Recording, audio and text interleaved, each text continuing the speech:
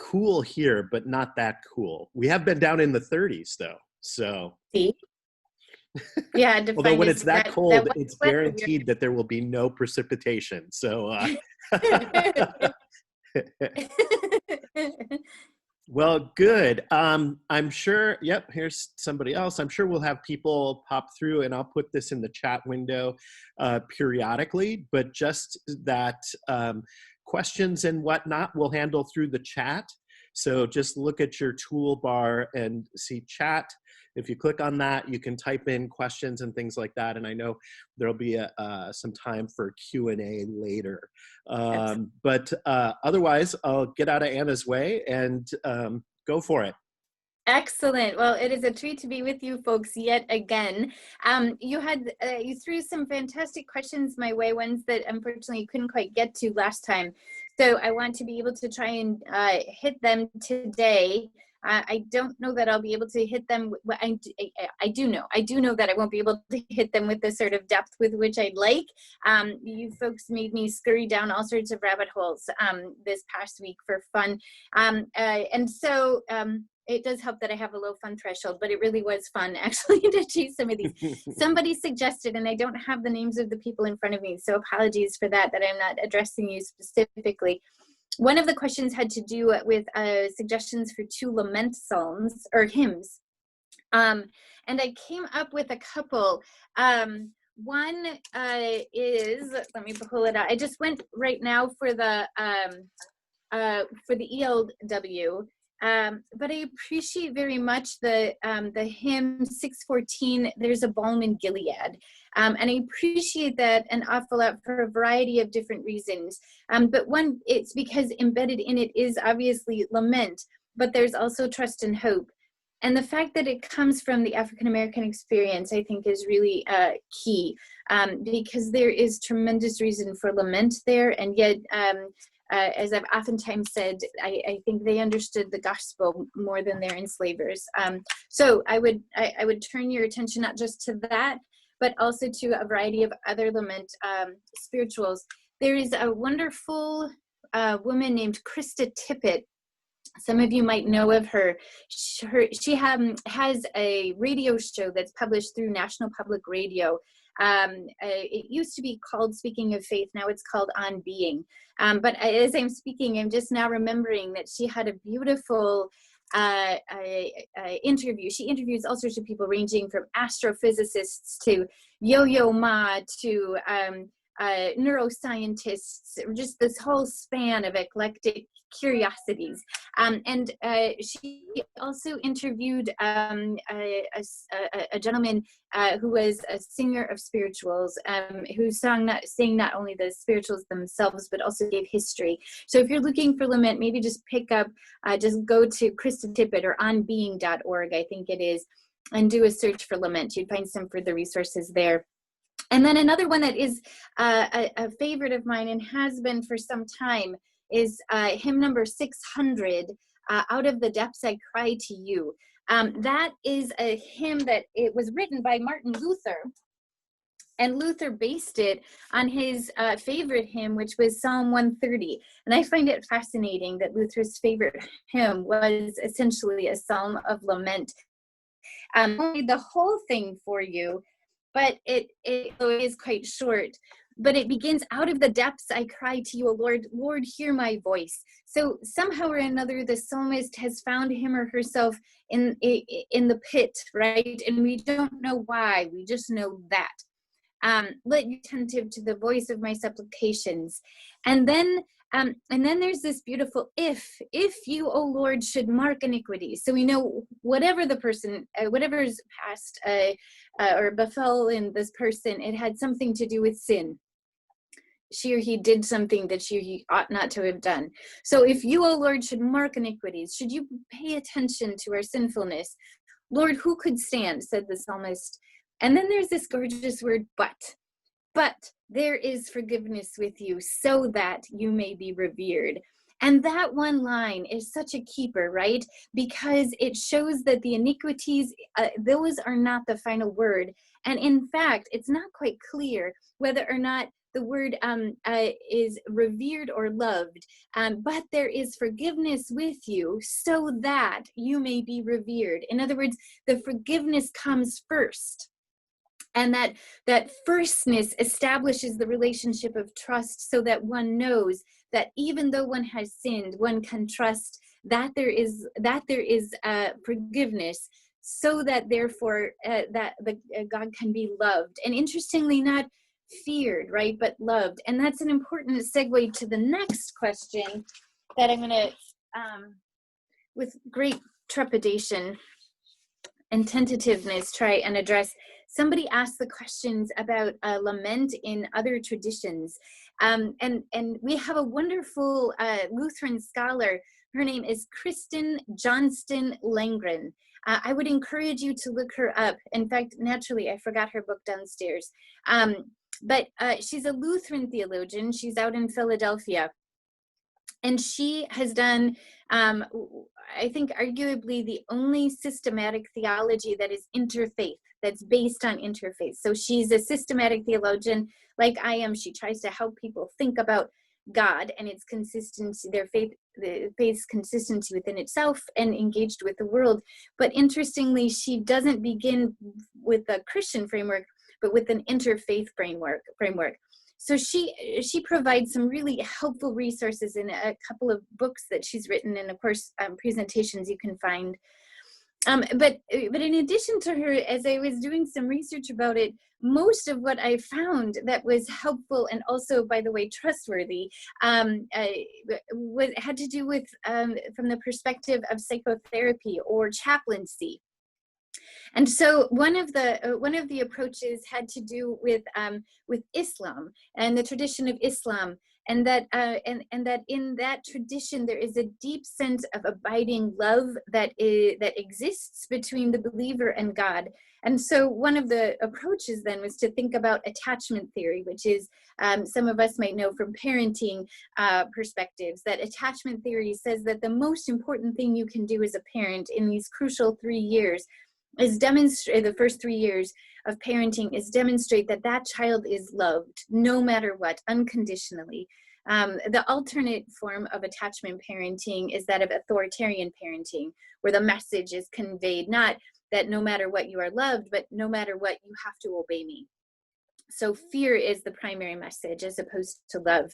And what this approach suggests, a study of lament in Islam suggested, is that Islam, in point of fact, is grounded on a notion that is quite akin to attachment theory, that no matter what, God loves you. And that God loves not just you, but that God loves God loves all of humanity.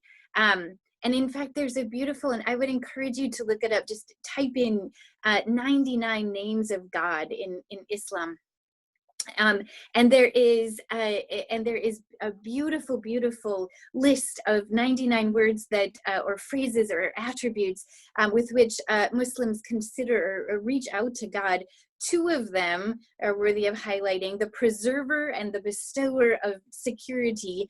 I'm anxious about pronouncing these incorrectly, but I believe it's Al-Mumin. And then along with that, Al-Mujib, which is God, the responsive one. So the teaching is very much that God is present and that God loves you no matter what, attachment theory. Therefore, when there is some perceived separation, there's clearly anxiety, but then obviously grief. But it's taught that because everything originates from Allah, that includes the strength to persevere in the midst of strife. Grief does tend to be allowed in the Muslim tradition, but officially and outwardly, technically only for 3 days, and also somewhat softly. And discontent with God is not to be encouraged whatsoever, that there's supposed to be innate trust that no matter what, God, in a sense, God does have a plan, that this is indeed part of God's desire or order of things. Hinduism has a different take on it. Hinduism, of course, believes in this notion of karma, but karma is not some kind of outside force put onto our reality, and it's actually not even God, but it's rather kind of a moral law of the universe, cause and effect, right? And so if you do something, then something else is going to happen. Excuse me. And so suffering is perceived as part of kind of the unfolding of karma. And so there's very really a sense of why me, or this isn't fair, kind of railing against God that you might see in the Jewish tradition quite easily, and also I think, albeit somewhat more subdued, in the Christian tradition, because that question doesn't make sense, because whatever is happening is simply happening because it could not otherwise happen, because whatever is occurring is a consequence of something that has happened before. And so, right, these are easily topics for huge multiple month adult studies. Judaism, we talked about. We'll talk a little bit more again today about the comfort with which Jews have with lament. I would encourage anybody who's interested in this to not only look at Walter Brueggemann, who's a Christian theologian, but to read Elie Wiesel, among other Jewish theologians. I have around the corner, and I can send this if people are interested, a link to it. I can send it to your pastors. I have a newspaper article that I clipped out of the newspaper Die Zeit, the Times, so to speak, while we were over in Germany, and it was a full page spread of Elie Wiesel. In fact, I think that there's a link to that. I wrote a blog about this, so you can even maybe just find the link there if you just go to my blog and type in Elie Wiesel. But it was a routine article that was presented for people, thinkers, to contribute their thoughts in response to the question about what do you dream. And so he wrote about his days before the Shoah, which is the Hebrew word for Holocaust, right? And he wrote, for those who know German, zurzeit träume ich nicht mehr von Messias. Besucht meine Träume nicht mehr. Kam nicht, als erwartet wurde. Also hat Verspätung. Macht nichts. Der Jude in mir wartet weiter auf ihn. And what that says then in German is, these days I don't dream anymore of the Messiah. He doesn't visit my dreams anymore. He didn't come when he was expected. So fine. Something must have held him up. He's late. It doesn't matter. The Jew in me will continue to wait for him. And so there's this intermingling of lament and even irritation, but also persistence. I'll wait for him anyway. So a very cursory response to that question about lament and other traditions. And now to the task at hand. I want to begin by telling about the memorial service for my husband, Bill. He had two, actually. One was in Germany, in Regensburg, and then the other was held in Columbus, Ohio at Trinity. And it was a wrenching day, obviously, but it was compounded by a variety of different reasons. And one was that my son, Carl, was on really just hanging on by a thread. And he'd been on coma-inducing meds long enough to be able to kind of provide an opportunity for his brain to decrease swelling, but too long for it to be sustainable. So we needed to wean him off. And unfortunately, the doctors determined that the day upon which we needed to wean him from those meds was the same day of Bill's memorial service. So there I was in the midst of Bill's memorial service with Carl, uncertain whether I would return to a living boy or not, and little Elsa, who is breastfeeding in the midst of the service next to my father, George, who speaks German well, and then my mother and my sister, who do not. The church is the oldest congregation in Germany, Lutheran congregation, and itself has just an incredibly complex history because it was created by raising a synagogue. And so they have actually been doing some really good restoration work to recover that identity in a variety of different overt ways, which is good. And the place was packed. And to be honest, I didn't have an idea as to why it was so packed until several years later when we returned to Germany to avail my son Carl of stem cell therapy. And we went to this wonderful, whimsical store. And it was right on the shores of the Danube. And my late husband and I visited it very, very often in our first year there. Not least of all because there was a picture there that was beautiful. It was quilted, and for all the world, it looked like there was Jesus at the Last Supper, except it wasn't wine and bread, but it was rather beer and pretzels. And so you had this wonderful, gorgeous array of quirky people, including a woman who was double fisting the Steine, and she happened to have 6 fingers, which came in handy, right, so to speak, because she had these 2 beer mugs, and there was almost like they were awaiting the stranger, because there was a place that was yet set with a beer ready to be had. And we pressed our noses against the glasses regularly, but it was too expensive and we had no money. And one day I came back from the university, and unbeknownst to me, Bill had gone to the shop and he had purchased this picture, which I still have hanging on the wall. And he said we would regret it for the rest of our lives if we weren't to get this pic. So years later, entered back into this shop with tiny little Elsa, who at that point was 7, and then Carl, who was 9 and had just gone through this incredible surgical procedure. And I introduced myself to the woman and I just said, I need you to know how important this particular store is. And she stopped. She said, I know exactly who you are. We didn't want to sell that picture to anybody because we all wanted it ourselves, but we kept seeing your faces against the glass wanting the picture, and we knew that when your husband came in, it would go to a good home. But we also loved seeing the way in which your husband would bring his children here, your children here, because it was a store that had art, but also really wonderfully whimsical children's toys and books, and it was just this extravaganza. And she said we loved the way he would bring them in. And what you don't know, she said, I bet, is that the whole town of Regensburg fell in love with your husband and your children and the love that there was between them. And on the day of the funeral, we shut down and we all came to the Neupfarrkirche for the funeral, which is why it was so packed, and I had no idea until years later. So there I am, sitting in the midst of this painful, wrenching moment. I'm going to see if I can find this. Well, that's all right. I think I can do it without. This painfully wrenching moment of the memorial service for my husband, not knowing whether my son was going to live or die, packed to the gills, as my father would say, butts and elbows, with strangers and friends alike, in this congregation itself, which had such complex history. And then what did we sing but my husband's favorite song, A Mighty Fortress, which we know well and love it well, and it's sort of our anthem.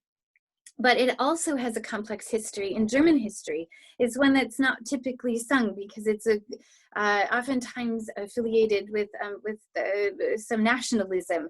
And so there's an apprehensive relationship with the German Lutherans with that particular hymn. But they were gracious enough and we sang it anyway. And there's this marvelous, painful verse. Though the hordes of devils may come and take goods, honor, child, or spouse. And that's what we were facing, right? So I joke that my poor father, who's sitting downstairs right now, because he's got a leak in the apartment above his, so he's moved in with us for a few days. And my poor father, I'm sure he still has a bruise in his ribs where I elbowed him. And I said, here's the thing. I said, death thinks that it's one, but it's just really, and for the sake of the audience here, I'll just say torqued. It's just really torqued me off. And that's been our family's posture, right? Ever since that particular moment, because in this little family of mine, right? With these two children of mine whom I still think are tiny, right? And then by extension, my father and me, we have all known in different ways evil, and we've all known suffering, and we've known some measure of inequity, and we certainly have known despair, and we've known death.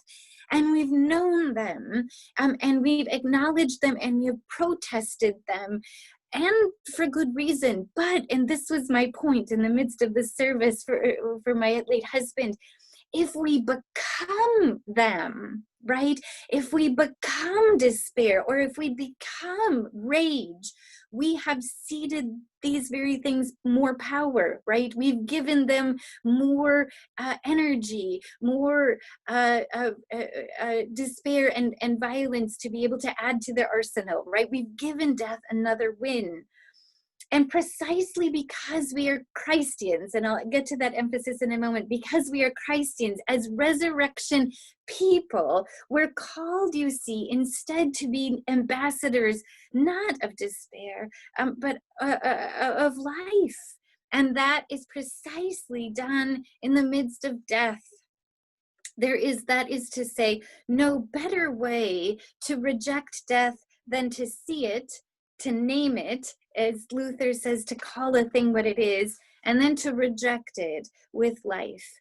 And so to do that, I want to do just a really brief excursus about theology. And Christian theology, and the theology with which both the Smuts and I were inculcated, we'll say that, by our mentor, or at least my mentor. I won't speak for you folks, but our professor, Walter Bowman. And it's this: we call ourselves Christians, but inherent in that name is a claim that I think we overlook. We say that we believe in Jesus Christ, but that term Christ is a term. It's not a title, or it is a title, that it's not a last name. So I think all too often we think that we had like Mary Christ and Joseph Christ, and then boom, all of a sudden came Jesus Christ. But the word Christ means Messiah, right? It means it means exactly what Elie Wiesel said, the one who is expected to come. But if you look at the New Testament, what you discover is that Jesus was not identified as such until after the resurrection. People wondered, is this the Messiah? Are you the Messiah? Are you the one who is to come? But they weren't sure. However, after the resurrection, you see in the text that people began to pray in his name, heal in his name, perform miracles in his name, and so forth, right? And call him God. Why? Because dead people have a knack for staying dead. That's what they do. And this particular gentleman, Jesus, didn't, which caught their agenda, or caught their attention, right? Because it seemed to reveal something of God's agenda. That is to say, that God's agenda was not that Jesus was going to die, but rather that Jesus was going to live.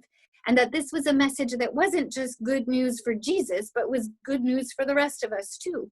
So in fact, the word that we translate as gospel is in Greek, euangelion. Eu is the Greek word that means good, and angelion is the Greek word that means message or messenger. And you can even kind of hear that in the word angelion. Angel is embedded in that. That's where we get our word angel. And so we say that that we have good news to say, right? And good news is something that affects us.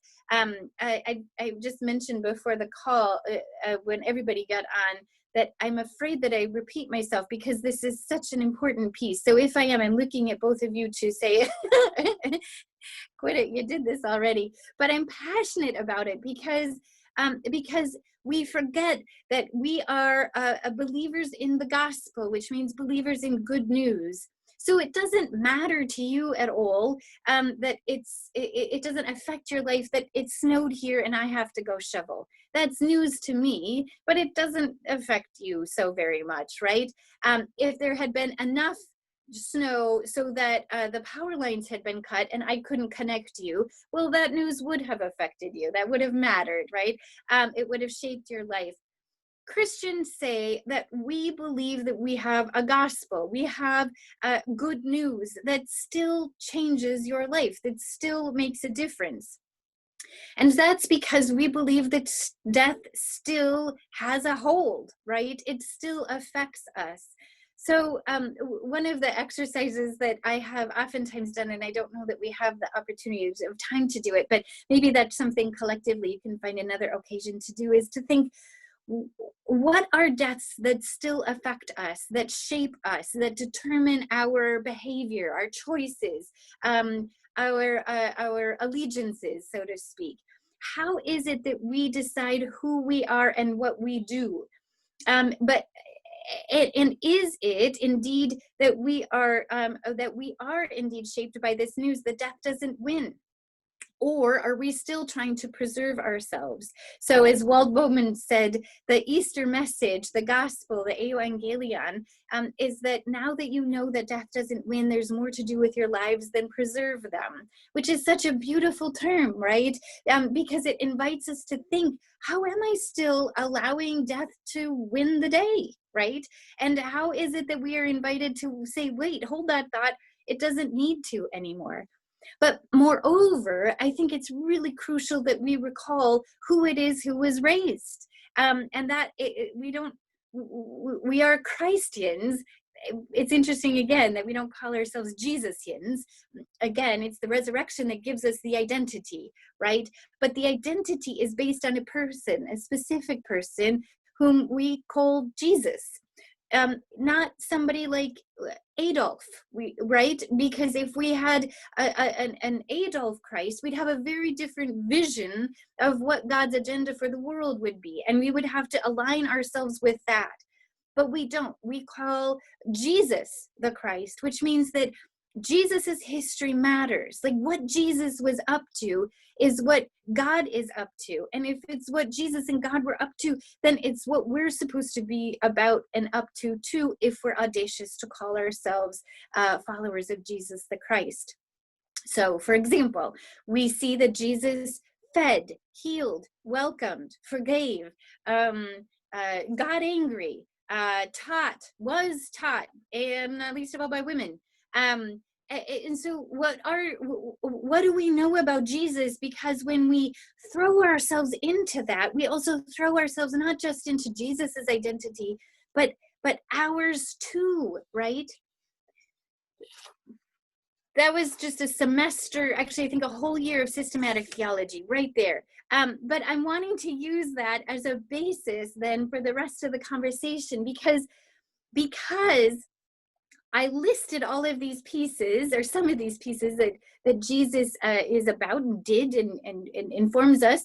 But wait, there's more, because Jesus also loved joy. For example, really good wine, right? You see this especially in Luke. Jesus was forever at parties. Dane that I am, I like to think that there's a textual variant out there somewhere that it was Danish akvavit, but that's just a little quibble. But he also loved wine and food, not just like snarfing it himself, but savoring it, and savoring it in community with others. So, for example, can you imagine the unadulterated joy that the hungry felt when they were fed, right? And the joy of the disciples seeing that they had been ambassadors of joy by doling out the bread and the fish, right? Or studying. When Jesus was a young man, he stayed in the temple and he learned and he taught because it gave him joy. Never mind that for a few moments he terrified, actually more than that, days, terrified his mother because she couldn't find him. But he enjoyed expanding his mind, right? Luther also found profound joy in his wife and in his children and in his music and in his beer, which technically, let's be clear, was Katie's beer. And he did all of this because he saw all of those as extensions of God's intentions for the world, and in stark counter-distinction from what in fact could be, and in fact what he knew could be from quite personal experience. So if you remember from last week, Walter Brueggemann does not like Psalm 150, but he does like Psalm 103. And about it, he writes this: the biblical community knows about pain. It knows that it's there. It lingers there relentlessly and silently and heavily. Moreover, the biblical community knows the pain cannot be handled alone. In isolation, the power of pain grows more ominous and more hurtful. The pain, he says, must be handled in community, even if a community of only a few who will attend, because it knows that finally pain must be submitted to the power of the holy God, who, says Psalm 103, forgives all your iniquity, who heals all your diseases, who redeems your life from the pit, who crowns you with steadfast love and mercy, who satisfies you with God or with good, and who works vindication for all who are oppressed. In other words, we know in the midst of pain that we can expect joy because we've seen God do it before, bring life out of death. And in this way, joy reflects proleptic living. Now, prolepsis isn't a word that I think one often hears in the church, but I'm going to challenge your pastors to try and use it at least once a week. Because while the word prolepsis sounds fancy schmancy, it's simply just the Greek word, the Greek version of the Latin rooted word anticipate. And both of these, in their respective languages and their roots, mean simply to take beforehand, right? So we live in anticipation of that which is to come. So if you're expecting an important call, you arrange your life around its impending ring. If you are expecting a child, you arrange your life around its impending arrival, right? If you're expecting snow, you find your boots, right? And you arrange your wardrobe around what's coming. Christians are inherently called to be proleptic people, anticipating the reign of God in all that we say and do, right? And so that is to say that we know that there is pain and suffering and injustice here, and we are to announce a different way. We are to incarnate a different way. In fact, at the risk of maybe offending some people, I hope I won't, but a couple of years ago, our soon-to-be former president was here, and my daughter and I were there to express ourselves a little bit, and my daughter held a cardboard protest sign, and she said, "Mama," she said, "do you know what we are?" And I said, "No, honey one, what are we?" And she said, "Ambassadors of hope." That's what we're called to be, right? That we're supposed to be ambassadors of hope, ambassadors of joy, but that joy isn't significant until we understand and enter the lament and the suffering, right? And it can be done in dramatic ways, but it can also be done in simple ways, right? By injecting joy in the ordinary. So, for example, just a lemon slice, a wedge on a glass of water that you extend to a guest, right? Or you pluck a dandelion and you stick it in even a Dixie cup and you put it on your bathroom counter, right? Or when you have a beloved who's at the sink doing dishes, a gentle kiss and a hand on the hip, right? To say, I appreciate it. My aunt, who was a pastor's wife, among other things, but that was her understood self-identity. And when she claimed very much, she was also kind of cranky, and she had no patience whatsoever for coffee hours where there was a basket for money, and she just snarled, "Just give them a adult language cookie." Don't ask for money, just welcome them with grace and a cup of coffee and a free cookie, right? And this in a sense is just an expression of God's intent for us all, right? I think that we tend to think in terms of dichotomies of extremes and false ones when we think of delight and joy, that our choices are either to be austere, which is a word that's rooted in words that mean dry and bitter, or hedonistic, which just means pleasure in Greek.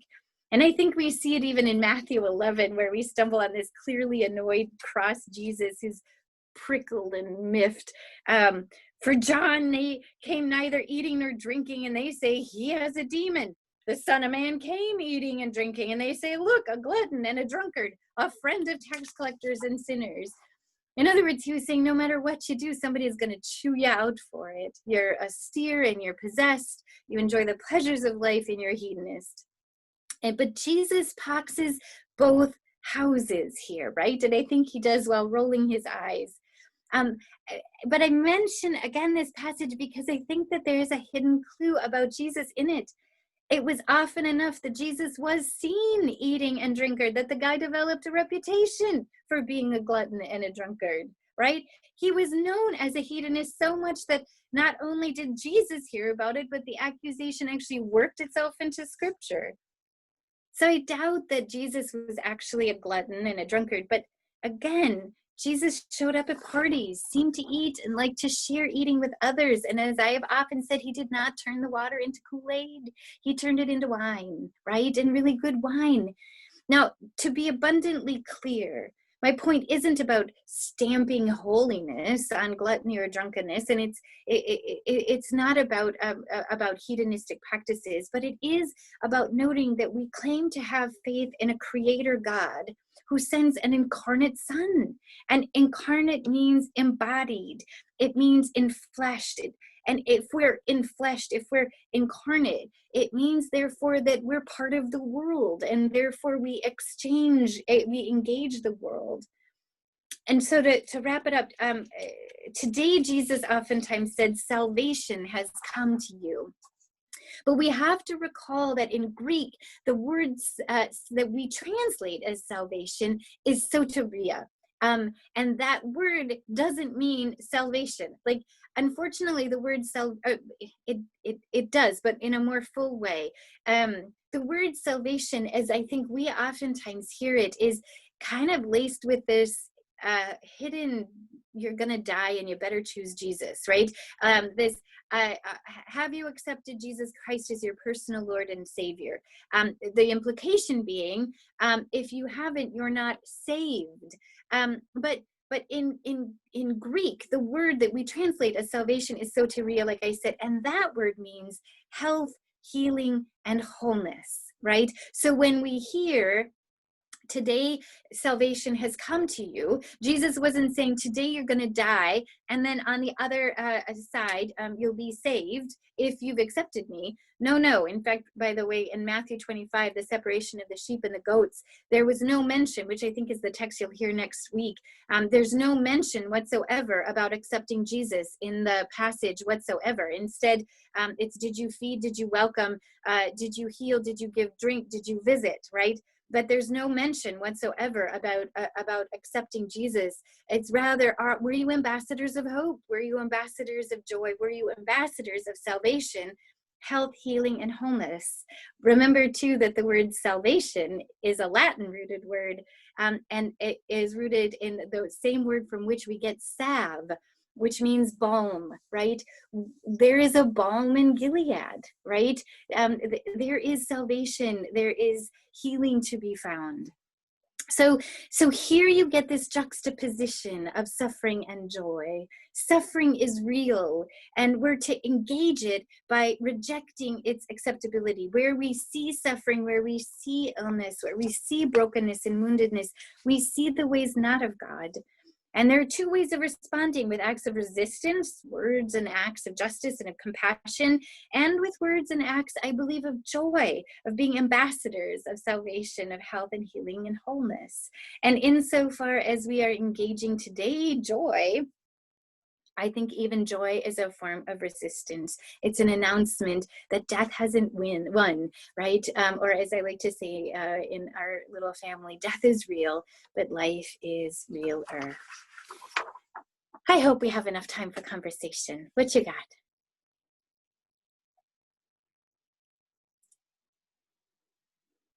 Good deal. Thank you. So just a reminder to everyone, please go ahead and use the chat window for questions. And let's make a point to use these next 5 minutes here. All right. Yeah, in a festival. Good. I did see that, is it Mr. Cutler? Yeah, you have a question. Oh, but I'm afraid I can't hear you.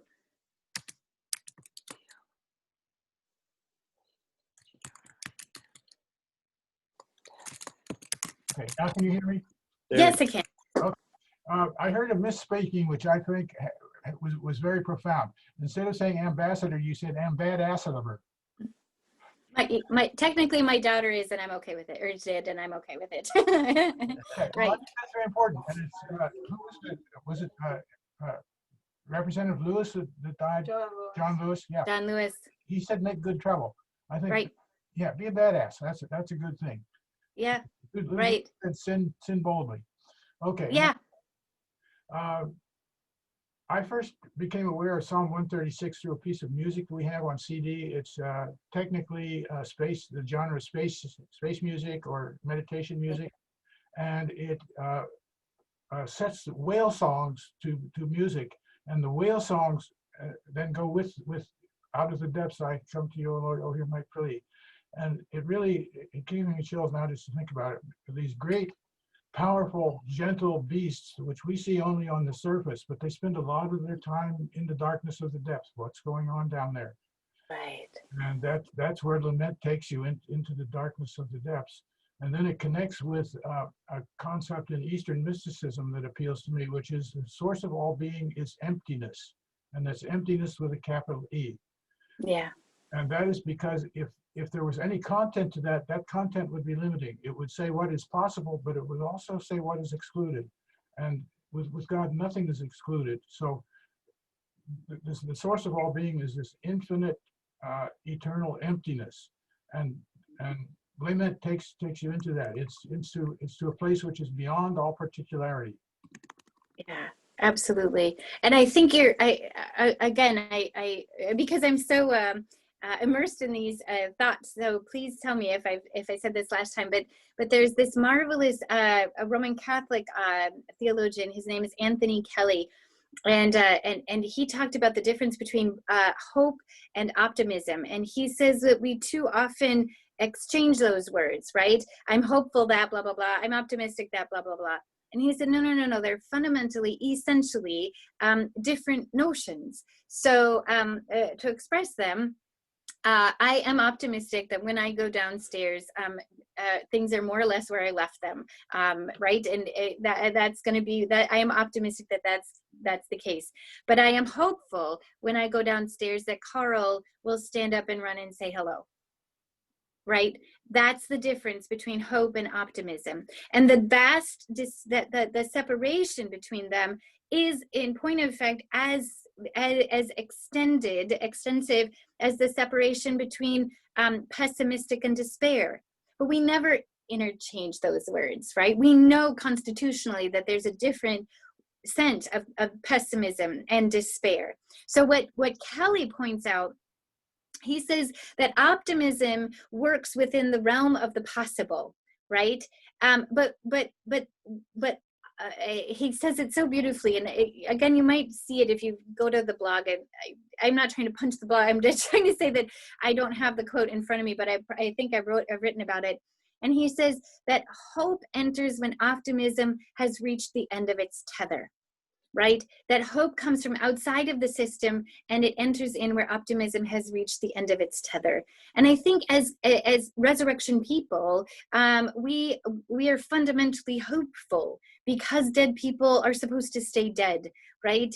But we are hopeful that Jesus is risen, and we are hopeful that God's agenda is not death and lament, although it encompasses it, but that the ultimate vision and intention for the world is one of joy and gladness, right?